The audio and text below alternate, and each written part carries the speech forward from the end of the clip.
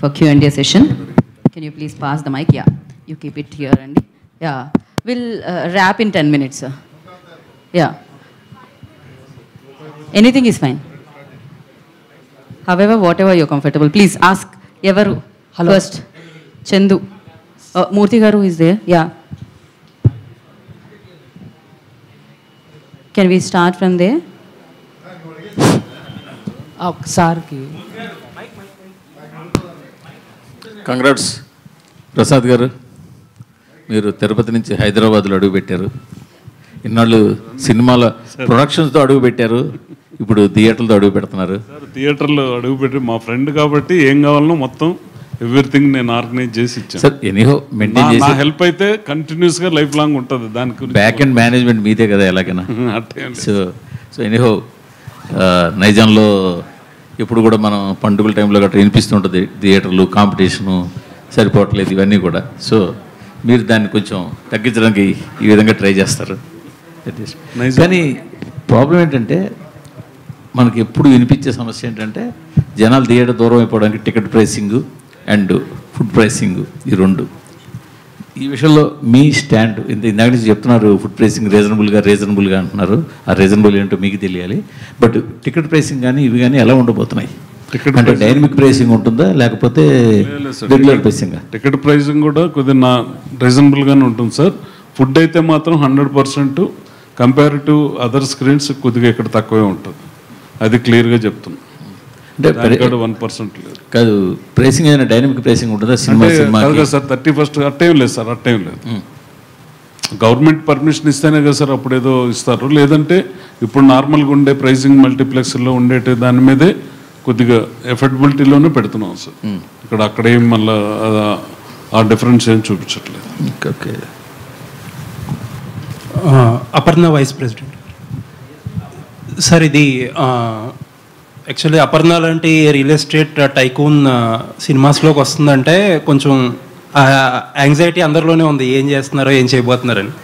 ఒక క్వశ్చన్ ఏంటంటే ఇండియా వైడ్గా ఇప్పటిదాకా ఒక 22 ఐమాక్స్ స్క్రీన్స్ ఉన్నాయంటున్నారు. మన చెన్నైలో 2 ఉన్నాయి, బెంగళూరులో 6 ఉన్నాయంట. బట్ హైదరాబాద్కి ఇప్పటిదాకా ఒక ఐమాక్స్ స్క్రీన్ అనేది లేదు. మన ప్రసాద్స్లో ఒక లార్జ్ స్క్రీన్ ఉంది కానీ it still not an IMAX format. మీలాంటి బిగ్ ప్లేయర్స్ వస్తున్నారంటే చాలామంది ఎక్స్పెక్ట్ చేసేది ఏంటంటే యువర్ కమ్అప్ విత్ ఒక ఐమాక్స్ స్క్రీన్ అని. అసలు ఛాలెంజెస్ ఏంటి, ఎందుకు రావట్లేదు, మీరు ఎందుకు చేయలేదు? ఛాలెంజెస్ అని లేదండి, ఇదేదో మొట్టమొదటిసారి మేము ప్రవేశిస్తున్నాం. ఇక ఛాలెంజెస్ ఇంకా తెలియాలి. ఇప్పుడు మేము ఇదివరకు చెప్పినట్టుగా మీరు స్టడీ చేసుంటారు కదా స్క్రీన్లు ప్రొజెక్షన్ తేవడానికి. ఆబ్వియస్లీ మీరు ఒక ఐమాక్స్ కూడా తీసుకొస్తే బాగుంటుందనే దాంట్లో ఎక్కడో ఒకటి స్టార్ట్ చేసి ఎండ్ చేసి ఉంటారు. అందులో డిఫికల్టీస్ ఏంటి, ఎందుకు చేయలేదు? ఐమాక్స్ గురించి మరి ప్రసాద్ గారు చెప్పాలనుకోండి కదా. ఏమండి అది కొద్దిగా ప్లానింగ్లో ఉందండి. ఇది బిగినింగ్ ఒక గ్రూప్తో డిస్కషన్ వల్ల మధ్యలో ఇదైన దానివల్ల కొద్దిగా ఆ ప్లాను ఇవన్నీ మిక్స్ అయి ఉండేది దీంట్లో. ఫ్యూచర్లో అది కూడా వాళ్ళ మైండ్లో ఉంది.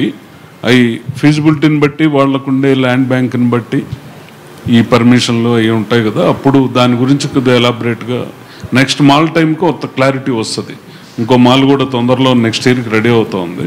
అది అయిన తర్వాత చెప్తాం. Head of operations Sunil ji. Recently, PVR Inox filed its annual report for 2023 and 2024. They have reported about 2,000 crores of F&B business and around 3,200 crores of from movie tickets. In fact, they have registered more growth in F&B sector than the films.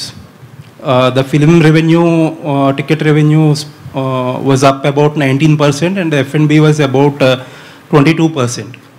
So clearly the multiplex business is sustaining more on F&B. And particularly down south and particularly in Andhra Pradesh and Telangana, there are certain restrictions on ticket pricing. So most multiplexes are trying to derive as much as revenue possible from the F&B business. So what is exactly your game plan and how are you going to balance that? Because audience are continuously complaining about these F&B prices. We have seen PVR Inox people, big heads are coming to the media and explaining the rationale. And it is even tougher in Hyderabad because there are cap on government pricing in ticket prices. So how are you going to deal with it? Yeah, so good afternoon. So mainly, as everybody knows, that there are two components or two sources of revenue. One is the box office revenue and one is the F&B revenue. Now in box office revenue, as you said, there are it's totally not under our control because it has many components. So focusing on the only thing which is under our control, that is the F&B. So now, as in the interaction session, when we were saying that we have a total control on our F&B, starting from the procurement of the ingredients to making it as a finished product and to serving it. So this will give us an added advantage on having a better control over the quality and better control over the pricing of it. So that is the vision what we want to make, and we really want to make this cinema viewing experience as a more of the F&B oriented. And yes, of course, cinema is going to be the major content, but we want F&B to be our one of the biggest driver as a cinema.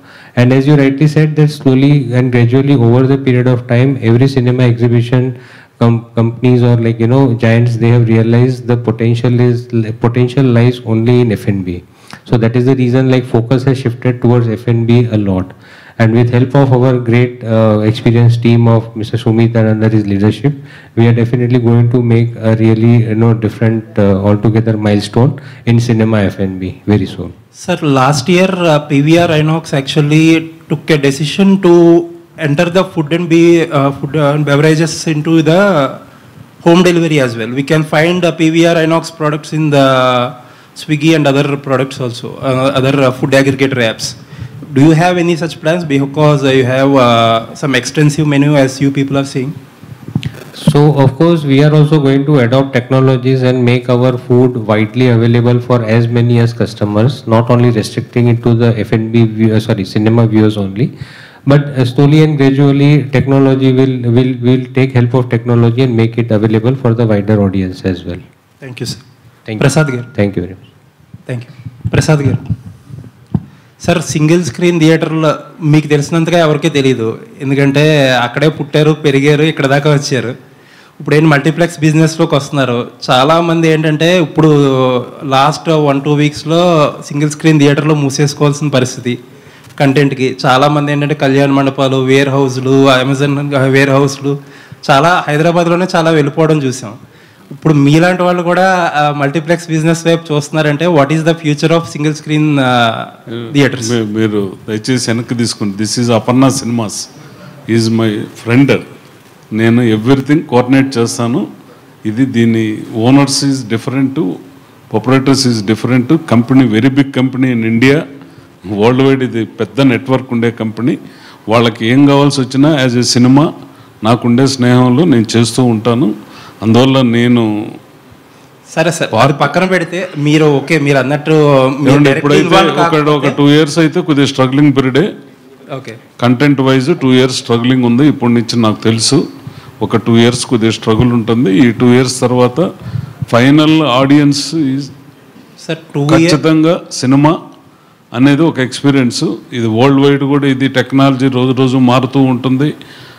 ఒకప్పుడు video క్యాసెట్లు వచ్చేటివి, అప్పుడు కొంత slump వచ్చింది. ఇప్పుడు digital ఫార్మేట్లు వచ్చాయి, ఫోన్లో cinema చూసే పరిస్థితి వచ్చింది. Theatre experience is more better. మనకు ఈరోజు వెరీ గుడ్ కంటెంట్ ఉంటే ఎనీ లాంగ్వేజ్ మనకు సినిమా సబ్ టైటిల్స్తో చూసేదానికి ఆడియన్స్ ప్రిపేర్ అయ్యారు. ఫస్ట్ మనం అర్థం చేసుకోవాల్సింది ఏంటంటే కంటెంట్ మలయాళం మంజుమల్ బాయ్స్ తమిళనాడులో 30 crores రెవెన్యూ వచ్చింది. మలయాళం వెర్షన్ 30 crores రెవెన్యూ అంటే ఓన్లీ సబ్ టైటిల్తో, నో డబ్బింగ్. బేసిక్గా ఇప్పుడు ఆడియన్స్ ఓటీటీ ప్లాట్ఫామ్ వల్ల any language, even Marathi, even Gujarati, even కొన్ని జపనీస్ ఫిలిమ్స్, కార్టూన్ ఫిలిమ్స్ అవి వేస్తూ ఉంటే హౌస్ఫుల్ వస్తుంటాయి. కొరియన్ ఫిలిమ్స్ హౌస్ఫుల్స్ వస్తున్నాయి. Multiplex content is more different. Multiplex థియేటర్లో చూసిన ఎక్స్పీరియన్స్ డిఫరెంట్. అందువల్ల మన సౌత్లోకి వచ్చేతలకి కొంత కంటెంట్ స్లో అయింది. డెఫినెట్గా అది ఒక 2 yearsలో సెటరేట్ అవుతుంది. సార్, ఈ 2 years స్లంప్లో సింగిల్ స్క్రీన్ థియేటర్ యజమానులు నిలబడగలరా? ఏమండి, ఇప్పుడు అదంతా ఎప్పటి నుంచో ఓనర్స్ ఉండేవాళ్ళు, అవి ల్యాండ్ వాల్యూ విపరీతంగా పెరిగింది, వాళ్ళు కమర్షియల్ అయినా చేసుకోవచ్చు, థియేటర్గా కూడా ఉంచుకోవచ్చు, అది వాళ్ళ డెసిషన్, ఓనర్స్ డెసిషన్ అది. అందువల్ల ఆ ప్రాబ్లం అయితే ఏం ఉండదండి. Single screen experience more experience అది. ఎందుకంటే మనకు వచ్చి వరల్డ్ క్లాస్ ఎక్స్పీరియన్స్ సింగిల్ స్క్రీన్స్లో కూడా ఓనర్స్ అందరూ తీసుకొచ్చి చేశారు కాబట్టి మనకు యాజ్ ఇట్ ఈస్గా మనకు ఆంధ్రాలో ఉండే top most revenue, next Tamil Nadu, next Kerala, next Karnataka, సౌత్లో ఉండే రెవెన్యూ ఈరోజు నార్త్లో లేదు. నార్త్లో ఓన్లీ మల్టీప్లెక్స్ రెవెన్యూ, సౌత్లో సింగిల్ స్క్రీన్స్ వల్లే మోర్ రెవెన్యూ వస్తూ ఉంది. కొంత స్ట్రగుల్ ఉంటుంది కదా, కోవిడ్ వచ్చినప్పుడు ఎట్లా స్ట్రగుల్ అయ్యారు, ఇప్పుడు స్ట్రగుల్ ఉంటుంది, దాని ప్రకారం అడ్జస్ట్ అవుతారు అందరూ. Thank you sir. Yeah, manager. సరే,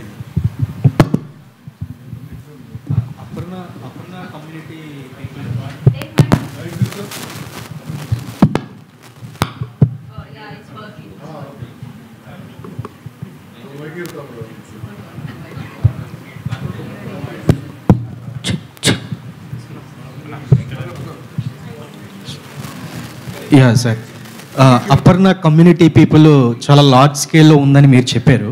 అంటే మీరు అపర్ణ కమ్యూనిటీ పీపుల్కి స్పెసిఫిక్గా అంటే మంత్లీ ఏదైనా ఒక కూపన్ పెట్టి ఇలా ఎన్ని మూవీస్ చూస్తే ఇది ఫ్రీ అన్నట్టుగా అట్లా ఏమన్నా మీకు ప్లానింగ్ ఉందా? ఆల్రెడీ అప్లై చేసి ఉన్నారా? ప్రస్తుతానికి అట్లాంటి ప్లాన్స్ ఏం లేదండి. అందరికి కూడా common platform Book My Show అండి. బుక్ మై షో అనే ప్లాట్ఫామ్తోనే వెళ్తున్నాం. దాని బస్ as there is certain thing అండి. ఎట్లా అంటే ఇప్పుడు ఆ కమ్యూనిటీలోనే ఒక 5-6 ఫ్యామిలీస్ కానీ గెట్ టుగెదర్స్ అలా చేసుకున్నప్పుడు ఎక్స్క్లూజివ్లీ వాళ్ళ గురించి మాకు స్క్రీన్ 3 ఉంది, మీకు చెప్పినట్టు VIP స్క్రీన్ ఉంది. సో అట్లాంటిది ఏమైనా స్పెషల్ స్క్రీనింగ్ వాళ్ళ గురించి ప్లాన్ చేస్తాం, మేము తప్పకుండా వేస్తాం. అంటే PVR ఐనాక్స్ వాళ్ళు పాసెస్ ఉంటాయి, మంత్లీ పాస్ కానీ పాస్ ఉంటాయి, అలాంటి పాస్ సిస్టమ్ ఏదైనా మీరు స్టార్ట్ చేస్తాం? ప్రస్తుతానికి అలాంటి ఆలోచన ఏం లేదండి. ఎందుకంటే ఇప్పుడు ఇక్కడ ఉన్న కమ్యూనిటీస్ వాళ్ళకి మనం సర్వ్ చేయడానికి అట్లాంటిది ఏమీ అవసరం పడదు అనుకుంటున్నాం. ఓకే, రామకృష్ణ గారు. అప్పని సార్, బెస్ట్ ఎక్స్పీరియన్స్ చూసాం, స్క్రీన్స్ చూసాం, అంబియన్స్ చూసాం, చాలా బాగుంది, బెస్ట్. సో మీ రిమార్క్స్లో కూడా చెప్పారు ఇండియాలో బెస్ట్ అవ్వాలని, ఢిల్లీ బాంబేతో కాంపిటేట్ అవుతూ హైదరాబాద్లో బెస్ట్ అవ్వాలని. కాకపోతే ఇక్కడ మీరు బిజినెస్ పాయింట్ ఆఫ్ వ్యూలో Aparna is good, best product ఇస్తారు. సినిమా బిజినెస్కి వచ్చేటప్పటికి ఇట్స్ టోటల్ అంటే అది కంట్రోల్డ్, గవర్నమెంట్ కంట్రోల్లో టికెటింగ్ ప్రైజింగ్ ఉంటుంది. సో మీరు సస్టైనబిలిటీకి ఏం చేస్తారు? అంటే F&Bకి వెళ్తారా, లేదంటే ఇందులోనే ఇదే ఎక్స్పీరియన్స్ కంటిన్యూ 5 years 10 years కూడా ఇదే చూపిస్తారు? అంటే తక్కువ ప్రైజింగ్ మనకి కంపేర్ టు చెన్నై, బెంగళూరు చూస్తే ప్రైజింగ్ మనకు రిస్ట్రిక్షన్ ఉంది, వాళ్ళకైతే డైనమిక్ ప్రైజింగ్ ఉంది. సో మీరు ఎలాగా సస్టైనబిలిటీ? అంటే ప్రైస్ అని కాదండి, బెస్ట్ ఇప్పుడు మా అపర్ణ గేటెడ్ కమ్యూనిటీ మా రియల్ ఎస్టేట్ ప్రాజెక్ట్ చూస్తే we are more price than immediate competitor అయినా మేము అమ్మగలుగుతున్నాం. అండ్ ఎప్పుడు కూడా 500-600 ఎప్పుడు కూడా ఇమీడియట్ కాంపిటేటర్తో స్క్వేర్ ఫీట్కి మరి ఎప్పుడు బెస్ట్ ప్రైస్ ఉంటుందండి. ఎందుకంటే ఆ ట్రస్ట్, క్వాలిటీ సెల్స్ అల్టిమేట్లీ అన్నట్టుగా. So we don't want to compromise. ఇప్పుడు మన చేతిలో ఉన్నది ఏంటండి, ఎక్కడా కాంప్రమైజ్ అవ్వకుండా బెస్ట్ ఎక్స్పీరియన్స్ ఇవ్వటం. ఇండస్ట్రీ ఓవరాల్ పెర్సే మనం we don't have any control. So ఉన్న దాంట్లోనే మార్కెట్ షేర్ తీసుకోవాలి. ఎట్లా తీసుకుంటాం? తీసుకోవడం ఏంటంటే గివ్ ది బెస్ట్ ఎక్స్పీరియన్స్. మా బ్రాండ్ కూడా ట్రస్ట్. మాకు ఎక్కడ మాకు ఇండివిజువల్స్ ఆర్ నాట్ విజిబుల్. మాది నాట్ ఓనర్ డ్రివెన్ కంపెనీలా ఉండదండి. మా customer trust is our brand. We are very brand sensitive, customer centric. ఇక్కడ ఇది this is not the main business for us. Construction ఇది మెయిన్ బిజినెస్. ఇక్కడ ఏంటంటే అదే ఫార్మాట్లో ఎక్కడ కాంప్రమైజ్ కాకుండా ఉంటే ఆక్యుపెన్సీ పెరుగుతుంది. F&Bలో కూడా ఇప్పుడు చూస్తుంటే వీళ్ళు స్టాటిస్టిక్స్ చెప్పేది టోటల్ ఆక్యుపెన్సీలో 50% admits they'll buy on average per head 130 rupees 140 rupees అంటున్నారు. ఆ 50% బై చేసి మనం 60-70% చేయగలిగాం అనుకోండి, by giving best quality food, hygienic food ఇచ్చామనుకోండి, ఆటోమేటికల్లీ వాల్యూమ్స్ విల్ ఇంక్రీజ్. అలాగే occupancy will also increase. So best turn out ఎప్పటి వరకు వస్తుంది అనుకుంటున్నారు ఎన్ని సంవత్సరాలు ఈ దీని మీద? మా ఇమ్మీడియట్ టార్గెట్ అంటే 50% ప్లస్ ఆక్యుపెన్సీ రావాలనండి. అంటే ఇప్పుడు నెంబర్ ఆఫ్ సీట్స్ వైజ్ చూస్తే కంపేర్ టు డిమాండ్ సప్లై చూస్తే we have only 1208 seats. Within 8 kilometers there is no multiplex nearby. Whereas you see the density of the population, as I explained already, within 3 kilometer radius లో we have 25,000 plus families. నల్గొండలోని advantage అంటే highly densely వెర్టికల్గా వెళ్ళిపోయిందండి, highly densely populated. వీడి ఇందులో నేను చెప్పిన దాంట్లో సగం మంది బై ఫుట్ రావచ్చు, వెహికల్ తేకుండా. So so that is our target. ఇప్పుడు మా ప్రసాద్ గారు అనుమతం మిగతాలతో ప్రోగ్రామింగ్ అని హిందీ ఎన్ని వేస్తారు, ఇంగ్లీష్ ఎన్ని వేస్తారు, తెలుగు ఎప్పుడు వేస్తారు, ఏ టైంలో ఏ వేస్తాం, it all depends. Sir Ramakrishna గారు, అపర్ణ కన్స్ట్రక్షన్స్ ఇప్పుడు అపర్ణ సినిమాస్ వచ్చాయి అంటే త్వరలో అపర్ణ మూవీస్ అంటే మీరు ఓ బ్యానర్ ఏమైనా పెట్టే అవకాశం ఉందా? లేదులేండి, ఆ ఆలోచన అయితే నాకు తెలిసినంత వరకు రాదు. ఇప్పుడు అది చాలా అనుభవం కావాలండి. ఎందుకు ఎన్వి ప్రసాద్ లాంటి వారు ఉంటే మీకు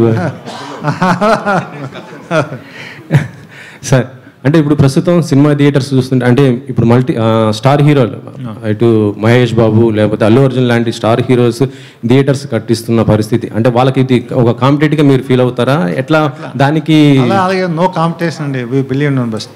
ఇప్పుడు అలాగా ఎవరి బ్రాండ్ మాది ఆల్రెడీ ఎస్టాబ్లిష్ బ్రాండ్. కస్టమర్ అంటే మీరు మంచి క్వాలిటీ ఇచ్చి ఒకటి ఆకట్టుకోవాలండి మేము, like the way wear selling. దానికి మా అపర్ణ బ్రాండ్ కూడా ఎవరు ఎండార్స్ చేయట్లేదండి ఎవరు. మాది we don't believe in it. అంటే ఇప్పుడు ఏషియన్ మూవీస్ అలా కొలాబరేట్ అయ్యేసి వాళ్ళు కట్టిస్తున్న పరిస్థితి ఉంటుంది. మీరు కూడా ఎవరన్నా స్టార్ హీరోస్ ఇలా వచ్చేసి మేము కూడా పార్ట్ అవుతామంటే అట్లాంటి ఆలోచన అయితే లేదండి. లేదు. Next question. సో ప్రసాద్ గారు, సో మీకు చిరంజీవి గారి ఫ్యామిలీ చాలా దగ్గర కదా, సో ఈ అపర్ణ సినిమాస్కి వాళ్ళ బ్రాండింగ్ ఏమైనా తీసుకొచ్చే అవకాశం ఉందా? ఎందుకు లేదమ్మా, అది ఉంటుంది. ఇట్ ఈజ్ ఏ నార్మల్, ఇవన్నీ రొటీన్గా జరిగే ప్రాసెస్ అటువంటిది. ఎందుకమ్మా ఈ క్వశ్చన్? బాబు ఆపేం, రైట్. సో రామకృష్ణ గారు, అయితే కన్స్ట్రక్షన్ నుంచి మూవీస్లోకి రావడం బాగుంది. అయితే రీసెంట్గా చూస్తే ఓటీటీ మార్కెట్ అనేది బాగా పెరుగుతుంది. సో 1 monthలో మూవీ వచ్చేస్తుంది కదా, ఓటీటీలో చూడొచ్చు కదా అనుకుంటున్నారు. సో సినిమాస్ నుంచి ఓటీటీలోకి వచ్చే అవకాశం ఏమన్నా ఉందా? మీరు ఓటీటీలో వచ్చిన ఎగ్జిబిటర్స్ ఇంకా కొత్త మల్టీప్లెక్స్ వస్తానే ఉన్నాయి కదండి.